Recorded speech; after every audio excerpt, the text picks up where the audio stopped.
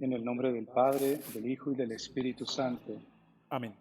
Señor Jesucristo, camino, verdad y vida, rostro humano de Dios y rostro divino del hombre, enciende nuestros corazones el amor al Padre que está en el cielo y la alegría de ser cristianos. Ven a nuestro encuentro y guía nuestros pasos para seguirte y amarte en la comunión de tu iglesia, celebrando y viviendo el don de la Eucaristía, cargando con nuestra cruz y urgidos por tu envío. Danos siempre el fuego de tu Santo Espíritu, que ilumine nuestras mentes y despierte entre nosotros el deseo de contemplarte, el amor a los hermanos, sobre todo a los afligidos, y el ardor por anunciarte al inicio de este tiempo. Discípulos y misioneros tuyos, queremos remar mar adentro para que nuestros pueblos tengan en ti vida abundante y con solidaridad construyan la fraternidad y la paz. Señor Jesucristo, ven y envíanos. María, Madre de la Iglesia, ruega por nosotros. Amén. Un saludo cordial, amigos.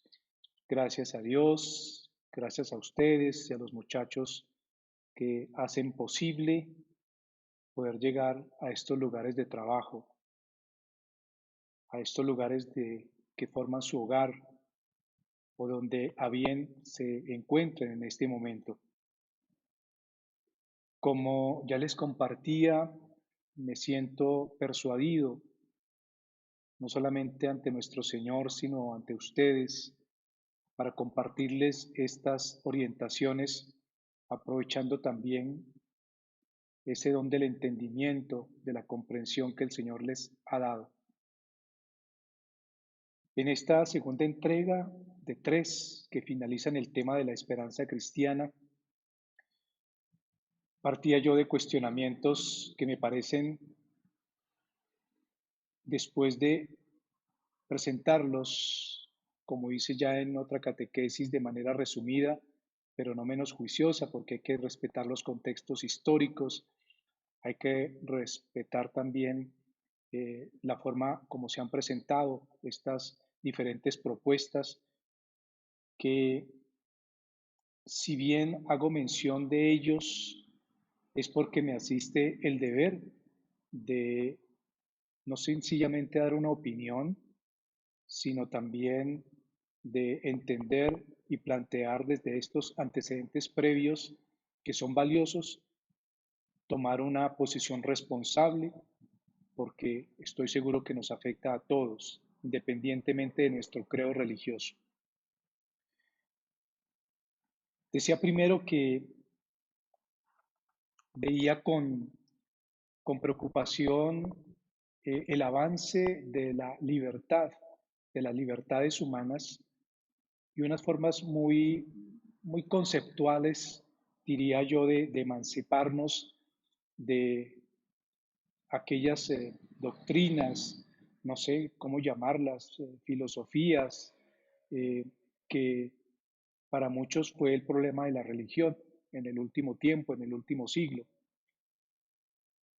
pero que hoy esa manera muy libre de opinar de todo mm, ha llevado a que nos arrastren también a otras corrientes de influencia de pensamiento, que a mi modo muy particular de ver, no tienen precisamente unos principios morales y éticos que se resalten, sino quizás por la rapidez con que se logra contagiar a otros de estas opiniones, mm, no hay como un cernidor, y mucho menos en los medios de comunicación, que nos digan qué tan válidas son estas opiniones o estas propuestas. Estoy seguro también que no menos pocos también nos podemos convencer de que estas propuestas o estas opiniones distan mucho de los ideales de vida o de las formas de vivir de muchos de nosotros también. Segundo, que El segundo cuestionamiento que hago yo es sobre las tendencias o ideologías que hacen que una persona que no está muy preparada en los temas que se presentan, pues tomen fácilmente partido a favor o en contra de estas tendencias o de estas políticas o de estas modas. Y esto se ha vuelto ya como en un tema muy polarizado o muy masificado, sea una u otra tendencia, en donde en un lado como que hay unos mecanismos de ataque y contraataque que no dejan sino víctimas de un lado y otro, o sea, no hay un enriquecimiento de todas estas opiniones, simplemente encuentra uno situaciones muy polarizadas y yo veo que esto no retroalimenta, no aporta al beneficio de la sociedad ni de la comunidad. Qué bueno es que uno preparara antes de opinar sucintamente sobre algo, pues tuviera como he tratado yo de hacer en anteriores catequesis, avalar y conceptuar teniendo en cuenta no solamente los procesos históricos, sino también las culturas, para no invadir el pensamiento ni la opinión de las personas. Cómo era importante antes regularizar la opinión, que era una opinión válida porque se transmite a través de un medio de comunicación, sea cual fuere. Hoy pues básicamente son los medios digitales, pero hoy me parece muy complejo el tema. Por eso hoy el tema, valga la redundancia y perdónenme que insista, es el tema de la conciencia, porque cuando hay una buena conciencia en el ser humano, cuando hay una legítima conciencia que no ha sido eh, anestesiada o suprimida o invadida, sino una legítima conciencia, una soberana autoridad ilegítima en cada ser humano, podemos analizar con mucha responsabilidad todas las opiniones y todas las realidades que estamos viviendo y que nos esperan Dios mediante cuando termine este confinamiento. Formar la conciencia es como formar el corazón. Recuerdo en la Sagrada Escritura que el Señor nos pedía tener un corazón sensato. Es lo que se necesita para no servir de marionetas de unas u otras tendencias, sino aportar propuestas, ojalá soluciones desde los principios, desde los valores que sustentan un justo y equilibrado ejercicio de la responsabilidad para hacer lo bueno, lo recto y lo que debe ser. Cuando Jesús termina el discurso de las bienaventuranzas, Jesús califica a sus discípulos de ayer, y yo pienso que de hoy también, como sal de la tierra y luz del mundo. Vean ahí el compromiso histórico de la iglesia, porque yo creo que se refería a nosotros, lo recalco, no precisamente por ser campeones en el culto y las tradiciones, una iglesia de 2000 años y quizás más si sumamos el pueblo de Israel, sino porque el mensaje que nos comunicaba no iba destinado a nosotros solos, sino que había de ser transmitido a todo el mundo, porque enseñaba que los hombres habían perdido su sabor. Ahí la comparación, la analogía, la metáfora, y se habían dejado corromper por el pecado. Y considero que la situación de aquel entonces no parece ser mejor hoy. Por todo esto pedía al Señor hacer uso de aquellas virtudes que son más necesarias y útiles para el cuidado de los demás. Si hay algo que nos ha enseñado esta pandemia es a ser responsables por el otro. Entre otras virtudes que hay que cultivar hoy, ya que somos sal de la tierra,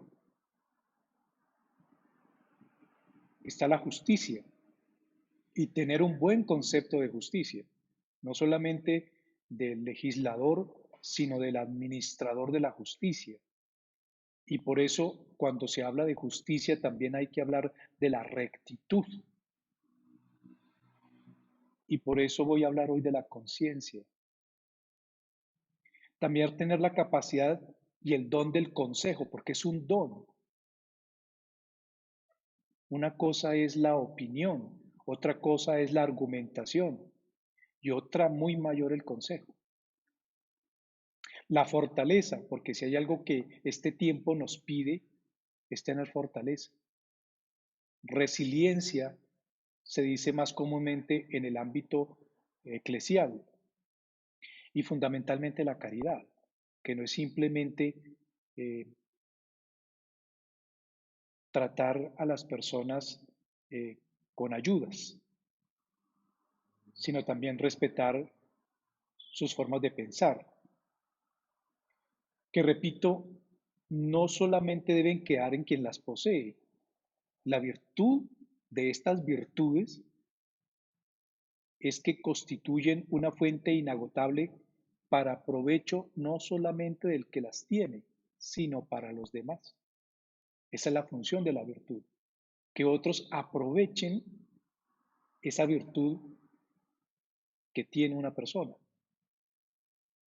Lo mismo podríamos afirmar de la pureza de corazón, tan necesaria hoy, una virtud de la conciencia, es decir, la honestidad, amén del amor a la paz, a la verdad. Y de esto también hay mucho que decir sobre la verdad. Pero todas ellas son cualidades útiles no para el que las tiene, sino para todos. Si bien, y hago esta interpelación, la sal y por eso utilizó nuestro Señor ese alimento que en su tiempo era muy valioso, es porque la sal no sirve para echarle en algo que ya está podrido. La labor de la sal está en recuperar o liberar lo que la fetidez quiere contaminar. Es una simulación, es una analogía. Pero como ven, la tarea no es de poca importancia. La tarea de la iglesia hoy es, yo diría que transversal en este momento. Consideren a cuántos y a cuán grandes lugares podemos llegar hoy con este medio. Porque no es cierto también que para unos templos cerrados se ha logrado que la iglesia pueda llegar a lugares que el templo no podría congregar. Veo situaciones muy positivas con todo lo que nos duele no estar en la Eucaristía. Por eso la oración que hoy hacía era pidiendo eso, volver a comulgar al Señor. Y si el enemigo ha utilizado los medios virtuales y ha diseminado su infección, ¿por qué no puede la semilla del Evangelio, como dice Jesús, ser también generosa y hábilmente esparcida en este tiempo? Hoy la iglesia puede congregar mucho más de lo que congregaba cuando reunía a las personas en un salón, en un auditorio, o en el templo. Hoy se puede congregar mucha gente a través de estos medios. Eso es una riqueza que la ha aprovechado otros, pero que pienso la debería aprovechar la iglesia. Pero decía que en el Sermón de la Montaña, una vez terminado, el Señor compara a sus discípulos como luz del mundo. Y de nuevo se refiere al mundo. No dice, ustedes son sal de la iglesia, ustedes son luz de la iglesia. No dicen sal de la tierra y luz del mundo. Para que entendamos el gran provecho que sigue una predicación y unas maneras de vivir, si bien exigentes, perfectamente iluminadoras, que develan, que revelan, que muestran el camino perfecto, el saludable y el camino que salva. Qué compromiso tan grande leo yo en este momento tan histórico, en este kairos tan oportuno que el Señor nos está pidiendo a su iglesia, no a sus sacerdotes, a su iglesia. Decía que esta realidad que nos aguarda cuando la pandemia libere tanto a los buenos como a los malos, nos queda hacer lo correcto. Y lo correcto es aprender a resolver bien. Como dice el eslogan de hoy, la vacuna está en tus manos. Y es completamente cierto. Hay que despertar la conciencia. Hay que vacunar la conciencia si de pronto se ha anestesiado o se ha dormido. Y como la sal, hay que purificarla de la mundanidad. El tema de la conciencia me parece que es el punto inicial de todo este discernimiento que está haciendo la iglesia previo a la salida nuevamente a la luz, y que la luz sea todos esos focos que constituyen cada miembro religioso o laico que haya en la iglesia. Es un compromiso grande, es un reto histórico que tenemos todos los que somos parte de la iglesia. Y por eso insisto, desde el comienzo, cuando miramos la vida bienaventurada, cuando hacía yo ese examen, conociendo qué es el amor de Dios, cómo se camina en la esperanza,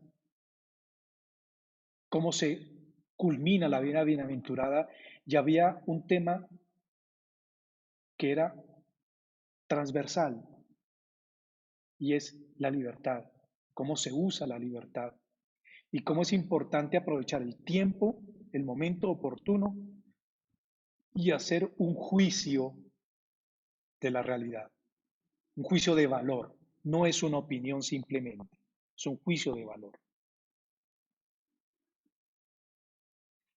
Insisto, la conciencia debe despertarse, porque la conciencia no responde a las necesidades simples de las cosas. No es para eso la conciencia. Porque a diferencia de los animales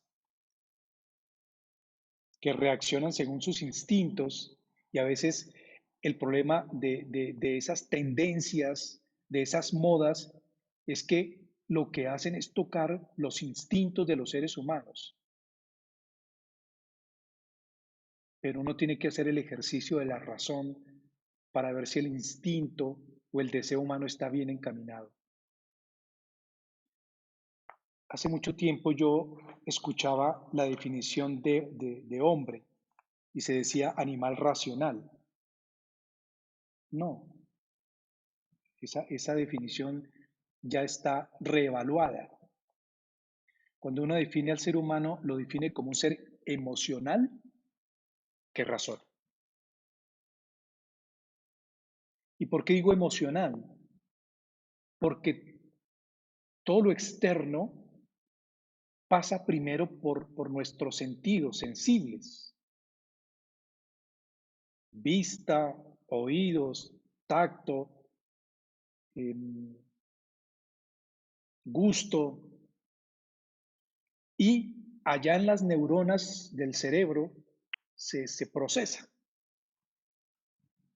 y se hace un juicio de valor sobre lo que estoy percibiendo de la realidad. Cuando a mí me llenan de cosas que atribulan mis sentidos, comienzo a actuar por sensaciones, como cuando el niño llora y la mamá actúa por sensación. Así nos pasa a nosotros. Vemos una realidad y actuamos por instinto. Y viene la opinión, a veces desfachatada, sin medir, sin un criterio. Y no hay una argumentación. La conciencia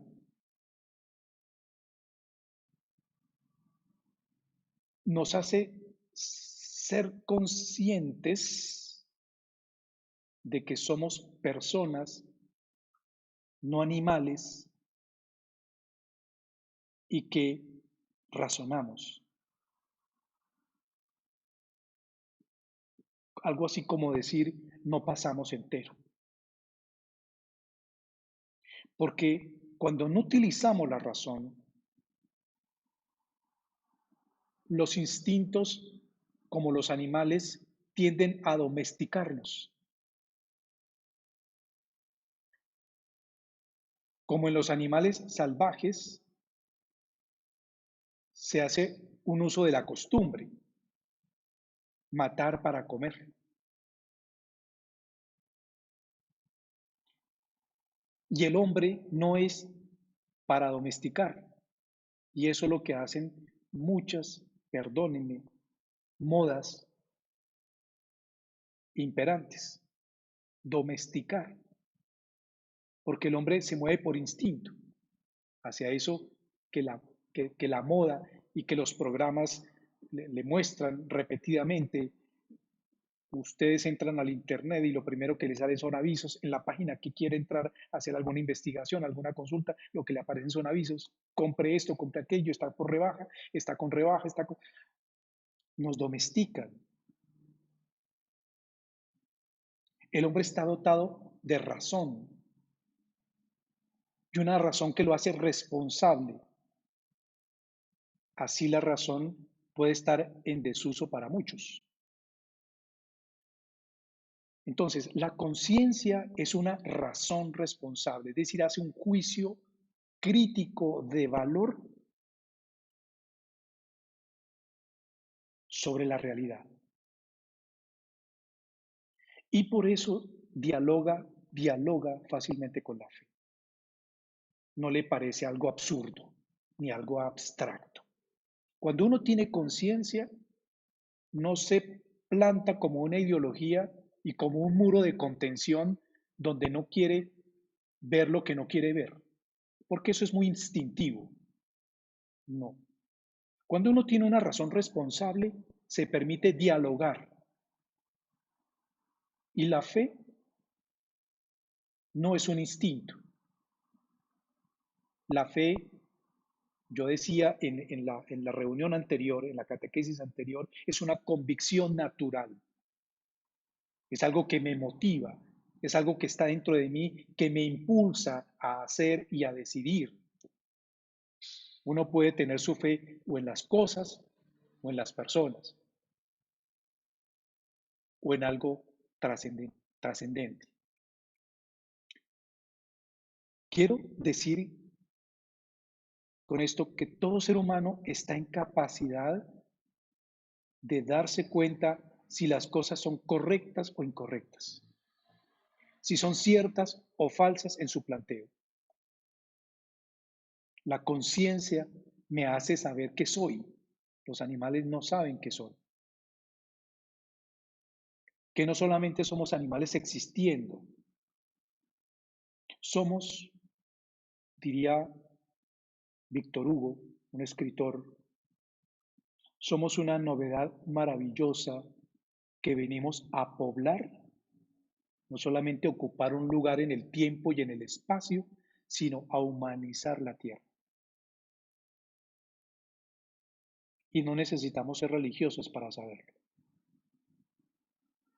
¿Quién soy yo para traicionar este ideal? Los animales tienen forma de conocimiento sensorial, ya lo decía. Ellos saben por repetición mecánica, porque son amaestrados. Yo cuando veo un animalito, un perrito, haciendo cosas malas, no le echo la culpa al animalito, sino a su dueño, por esta lógica razón. Si ellos están bien amaestrados, se saben comportar en cualquier lugar. Increíble que haya personas que difieran de los comportamientos de los animales amaestrados. El animal, después de su adiestramiento, sabe qué debe hacer. Incluso los animales salvajes, por instinto de supervivencia, tienen su propia forma de convivir en la tierra. Conviven. Uno, quienes vemos de pronto, por distraernos, por relajarnos un poco, esos especiales de la National Geographic, en esos ambientes salvajes, cómo ve uno, sobre todo los animales que viven en clanes, los leones, los lobos, es interesante. Pero aquí lo interesante de la conciencia es que nosotros no somos ni salvajes ni animales. No es posible que hoy en pleno siglo XXI haya seres humanos que no usen la conciencia para que no se comporten como ese grupo. La conciencia, si la despertamos, nos lleva a ser ideales seres humanos o detestables villanos si la alienamos o la silenciamos. Y hay formas de silenciar la conciencia. Repito que la conciencia, decía Víctor Hugo, es la presencia de Dios en nosotros. Quienes somos creyentes, reconocemos ese don, esa dádiva de Dios en nosotros. Es el otro que no es yo, que nos habla, que nos habla. Y se revela ante lo que no es adecuado. La conciencia es ese libro moral íntimo que nosotros no escribimos. Los que hacemos oración en la noche, lo primero que nos pide el esquema de la liturgia es examen de conciencia. Porque ese libro íntimo no nos deja torcer y no lo podemos torcer porque no lo creamos. Es un libro que no lo escribimos nosotros.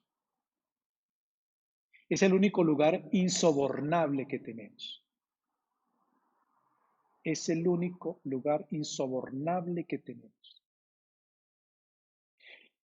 que además nos hace responsables de conocer las cosas con un juicio de valor, para no andar ciegos detrás de eso.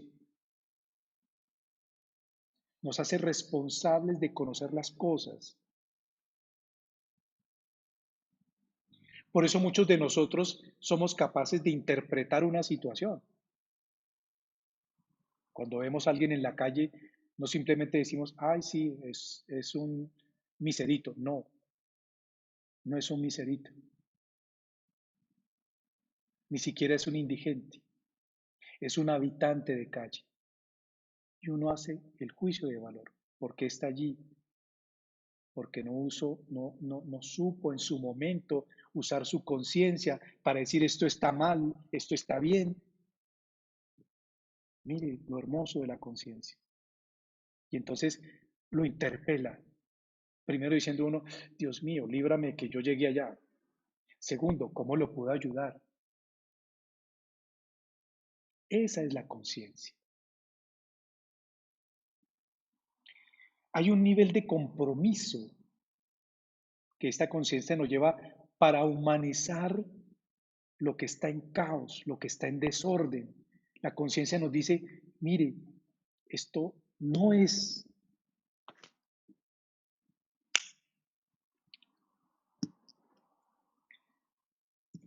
esto no es lo que es.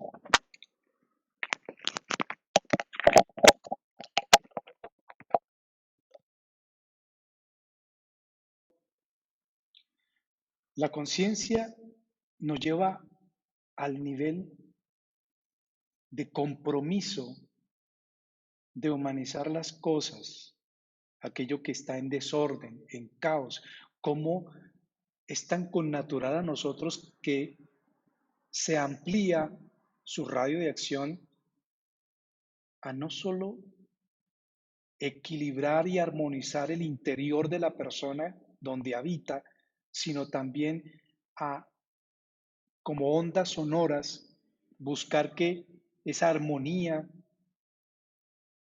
que tiene ese ser humano, que tiene habilitada, activada la conciencia, lo lleve a leer esa realidad y a intentar que esa realidad entre también en armonía, en orden. Es tan hermosa la conciencia que nos permite disfrutar de algo bien realizado,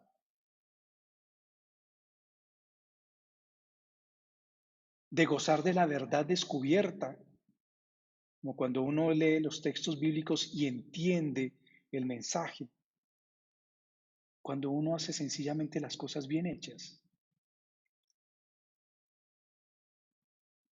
Blas Pascal decía que la conciencia es la voz del alma, como las pasiones la voz del cuerpo, no porque eso sea malo.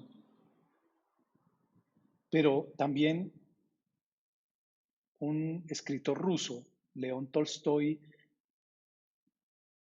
decía que no puede la conciencia vivir en contradicción con la recta razón,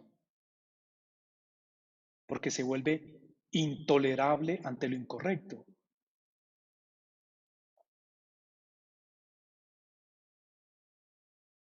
Cuando la conciencia entra en desuso, para algunos, puede convertir a los seres humanos en seres alienados, en visibles villanos, y eso es lamentable. Cuando una persona le dice al otro, oiga, tome conciencia de lo que está haciendo. Pero puede ser catastrófico cuando se esparce como epidemia. Y ese es el gran temor a las ideologías, que van pisando los derechos naturales. Y supongamos que no son divinos, aunque lo son.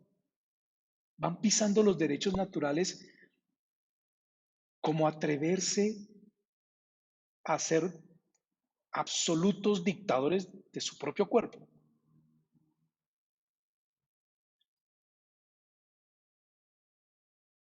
Dicen que el sentido común es el menos común de los sentidos. Qué difícil es tener sentido común. Y una lectura recta, veraz de la realidad. Así como la fe es una convicción natural, vital, para humanizar al hombre de hoy, no es una corriente religiosa, es una acción vital que humaniza al hombre, que lo lleva a los más nobles y altos propósitos de su existencia. Pues es el ingrediente esencial en la conciencia. Y por eso hay que recuperarla antes de que se anestesie o se paralice. Porque los seres humanos, perdón, pueden silenciarla. Y cuando se silencia la conciencia, es allí donde el mal acomete con toda su estrategia y perversidad. En el Evangelio se cita que lo malo no está afuera, sino que sale desde dentro del corazón humano. Y allí, queridos fieles, queridos amigos que me ven, que me escuchan, comienza el principio y fin de todos los males. Silenciar la conciencia es el trabajo que vienen haciendo estas ideologías y estas modas del siglo actual.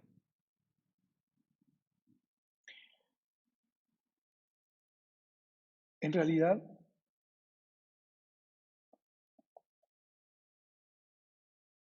la conciencia se puede silenciar de varias formas.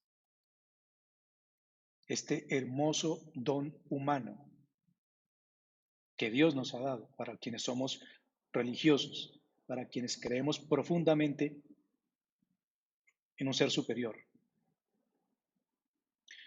Una forma de silenciar la conciencia es negarnos a pensar, porque la iglesia no prohíbe pensar. Sí, hay algunas cosas que son muy mecánicas en nosotros, especialmente algunas prácticas religiosas, pero eso no quiere decir que no pensemos. La fe dejó de ser ciega desde la oscura Edad Media.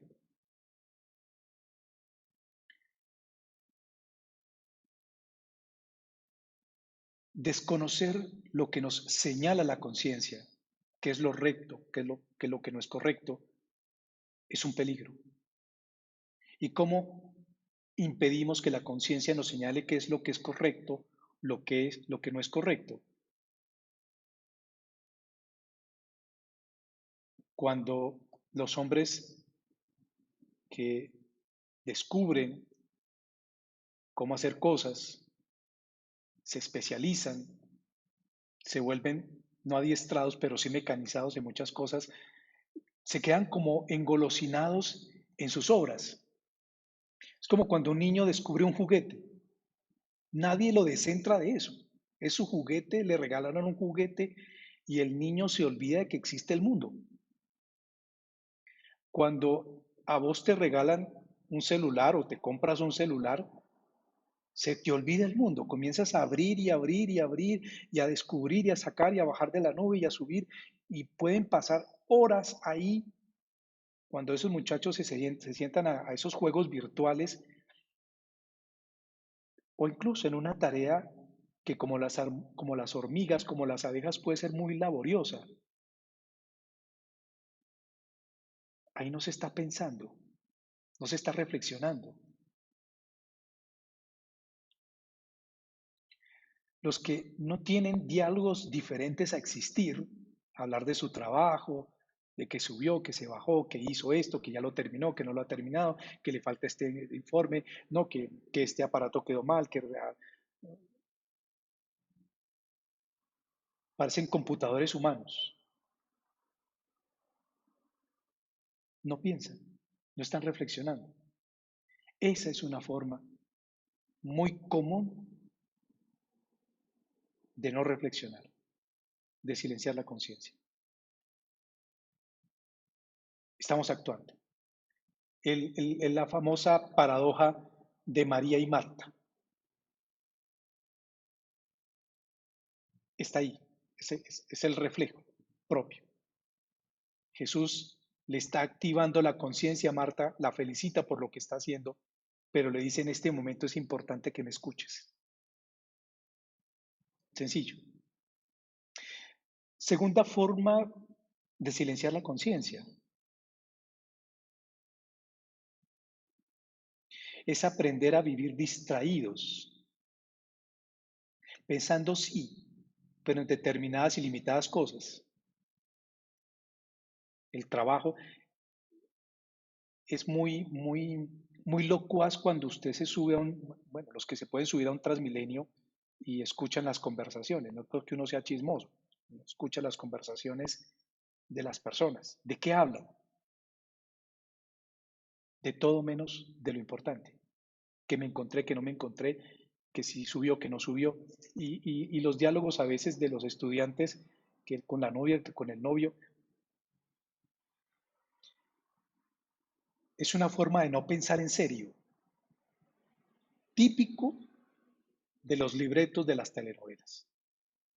Mire un diálogo y un parlamento de una telenovela y es la cosa más insulsa y menos profunda que uno puede encontrar. Y eso se repite en el itinerario de las personas que se suben al Transmilenio o que van caminando, pues, los dueños de las empresas de los celulares, perdónenme cómo se llama eso, pero bueno, son las más favorecidas de que el celular en ese WhatsApp a veces uno tiene que comenzar a depurar porque empieza a recibir una cantidad de cosas.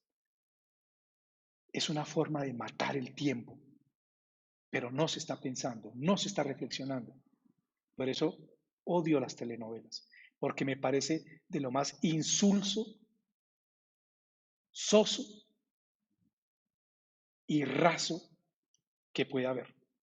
De ahí no se aprende nada, aparte de ser chismoso. Nada se aprende de ahí.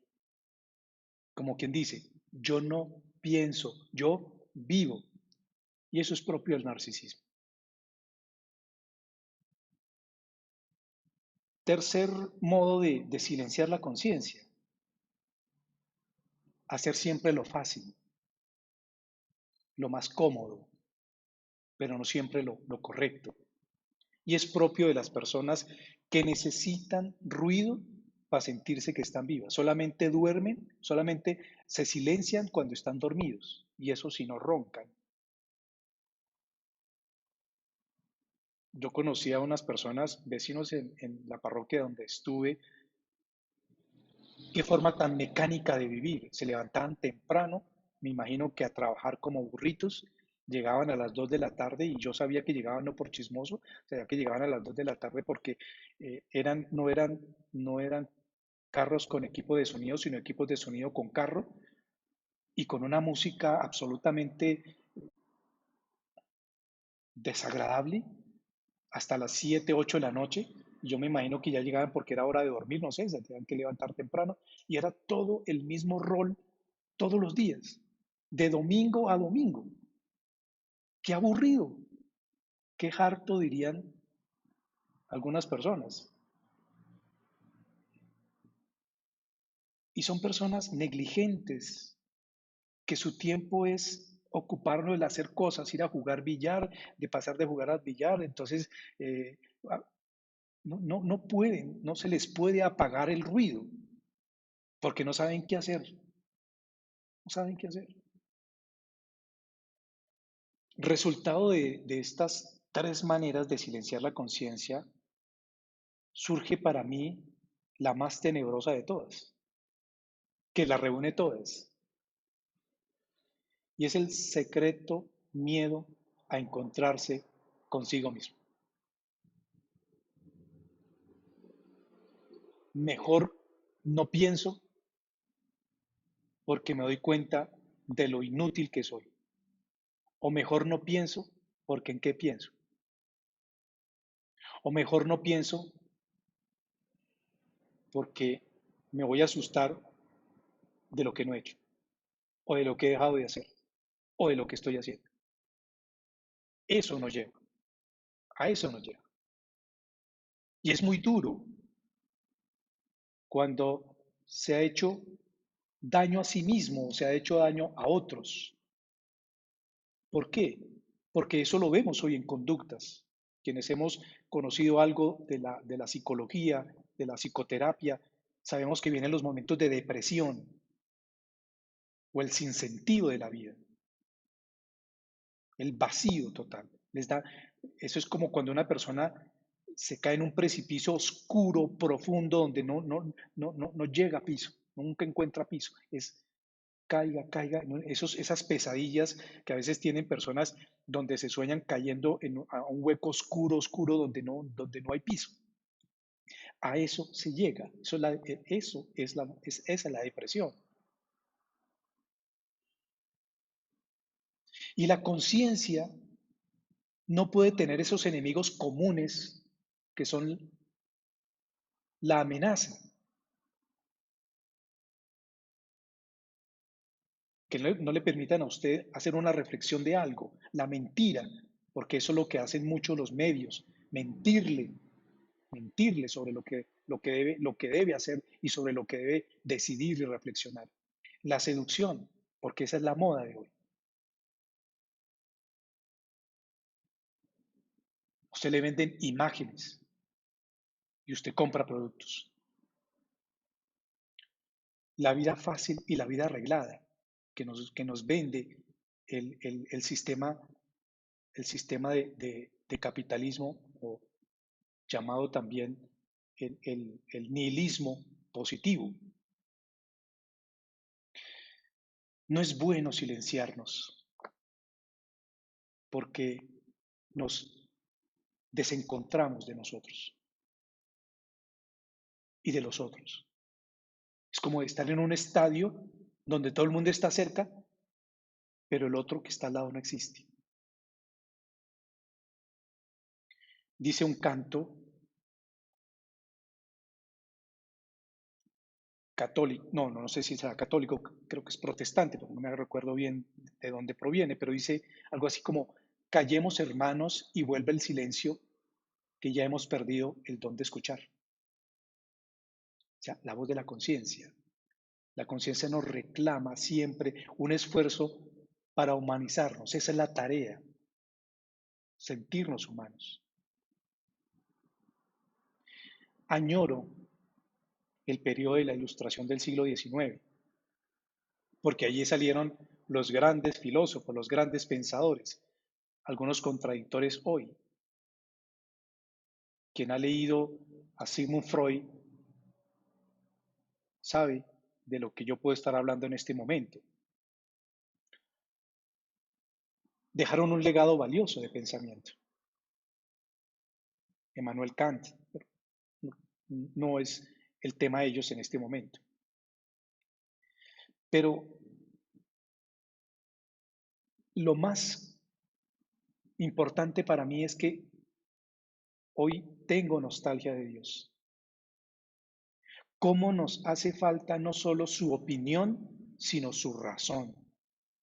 Esa que nos enseña a ser más de lo que somos, perdona, a ser más de lo que somos, esa dimensión real de nuestro ser que es, como dice la Sagrada Escritura, imagen suya. Qué grande llamado tiene el hombre. Y eso es para eso tiene la conciencia y esas no sé cuántos millones de neuronas que tenemos en la cabeza. Ser imagen suya, mire el reto. Mire los textos bíblicos tan bonitos y iluminadores, encontrar que nos podemos sumergir en la profundidad de nosotros mismos. ¿Qué es sumergirnos en la profundidad de nosotros mismos? Lo que le pasó a Adán. Se descubrió desnudo. Cuando uno se sumerge en su interior y se da cuenta de los errores, de las cosas que está haciendo, de las tonterías que hace cada día, es lo que le pasó a Adán. Le dice el Señor: ¿dónde estás? Te estoy buscando. Allá en mi conciencia me dice: ¿dónde estás? ¿Qué te has hecho? Trabajas, trabajas, trabajas, haces, produces, hablas, cantas, bailas. ¿Dónde estás? ¿Dónde estás? Que quiero hablar contigo. El Señor nos descubre en la conciencia desnudos, en lo que somos, en esa pequeñez, pero en esa infinitud. Y donde no nos podemos engañar, porque uno le puede poner una imagen al otro de lo que es. Bien bonita, hoy que la estética no solamente es para las mujeres, sino para los hombres, de verse bonitos ante los demás, pero allá en su interior, ¿qué tan bonito es? Allá no te puedes engañar, allá no te puedes hacer ninguna cirugía estética.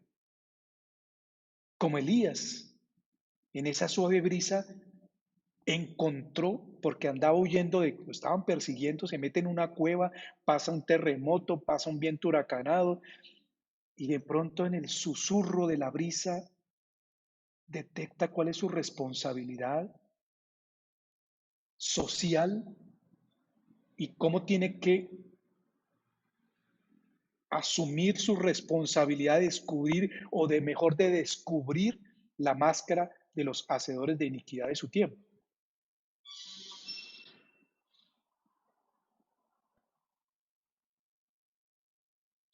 No estamos movidos por fuerzas absolutamente imperativas, porque eso a veces son las ideologías, las modas. O sea, no son fuerzas que me están obligando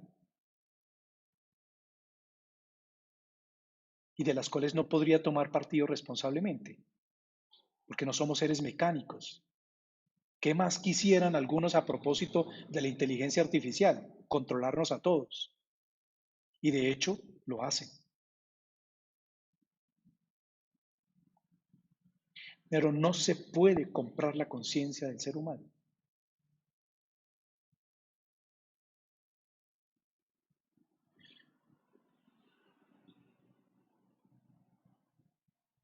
Pero cierro este tema de la conciencia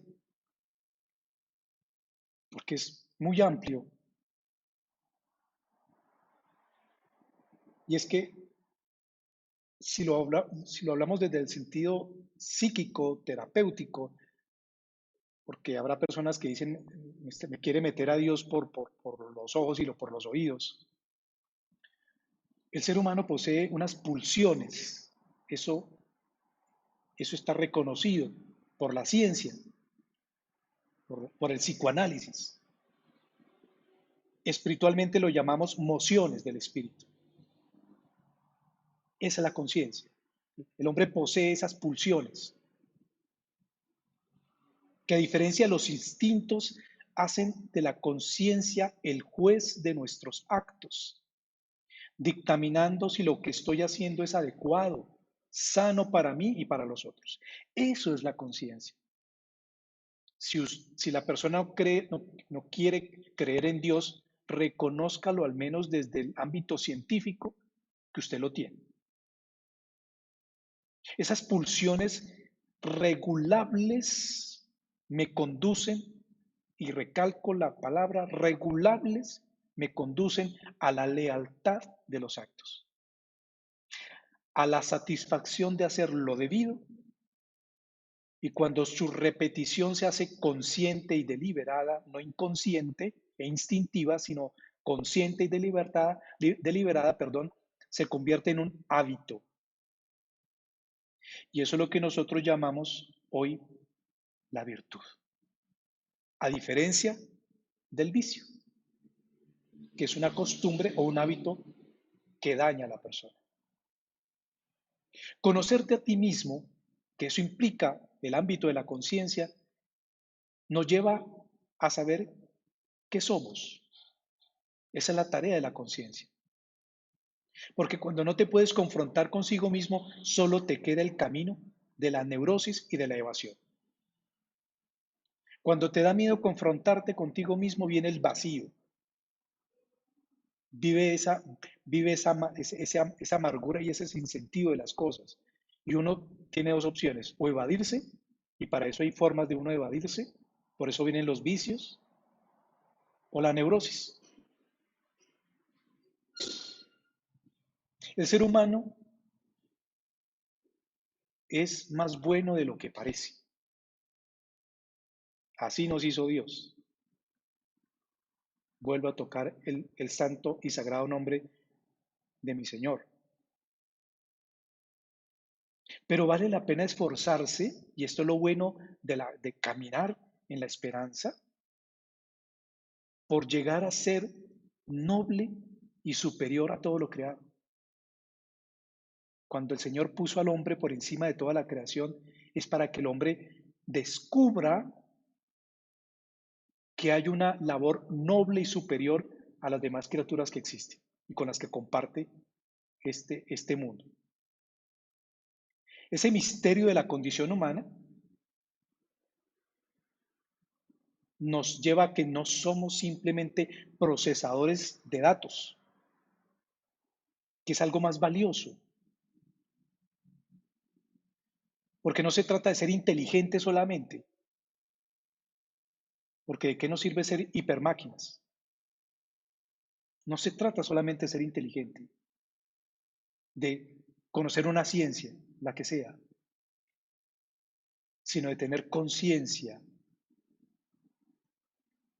Mire, el ejemplo de la vida natural, de la vida animal, es muy diciente. Uno ve una abejita, nace para ser abejita. ¿Cuánto dura una abeja comparado con la existencia humana? Ni lo que yo me demoré en respirar. Pero esa abejita cumple su labor y ya. Un hombre nace para humanizarse, porque no es un algoritmo, no es un dato de la creación. Y puede ser un gran hombre o un delincuente. Por eso debe perfeccionarse, buscar su plenitud. Pobres de nosotros si dejamos de escuchar la voz de la conciencia. Con el ejemplo que acabo de dar, qué triste que una abejita haya tenido mejor cometido de la vida. Yo he probado la miel, es deliciosa. Qué triste que una abejita, ese animalito, tenga mejor cometido de la vida con tan mínimo tiempo en la vida. Que seres humanos tan destructores, nocivos y tóxicos que tienen más tiempo en la vida y no se den cuenta de lo destructores, nocivos y tóxicos que son.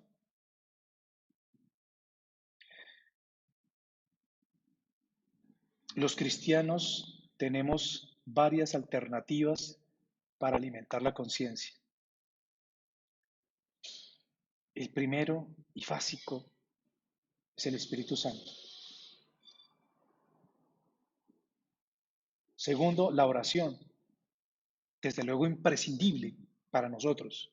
O sea, sí hay formas de que esa conciencia esté activa, dinámica, persuadiéndonos, convenciéndonos, hablándonos.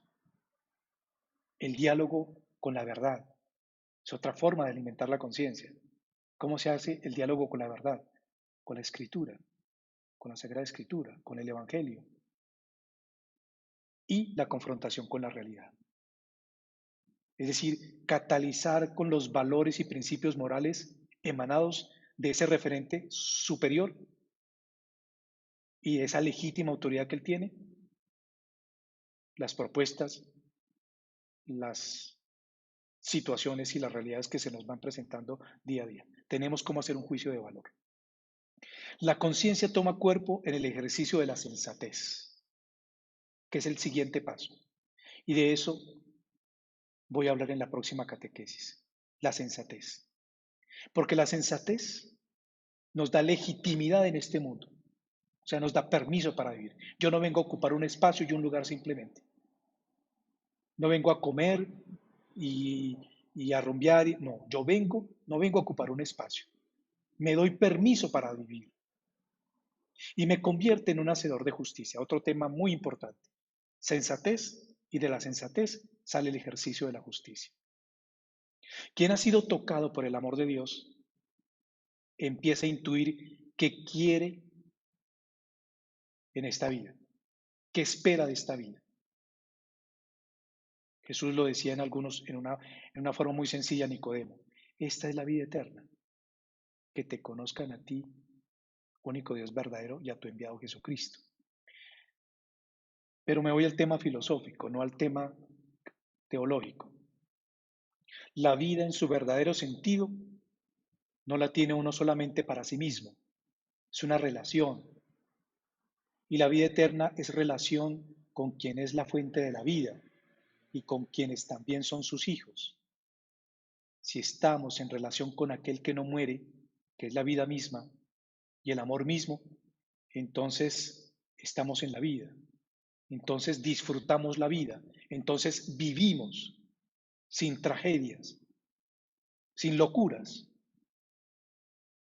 sin tonterías, al conocimiento del amor, de la esperanza, de la vida bienaventurada, se entiende ahora el concepto de libertad, pero redimida, no absolutizada por el individualismo ni colectivizada por un mecanismo ideológico limitado. Ahora el altruismo humano tiene sus válidas reivindicaciones, pero no infiltrado ni por tendencias, ni instrumentalizado por el mal, sino una libertad saneada desde el amor, que promete redención. Eso es la conciencia.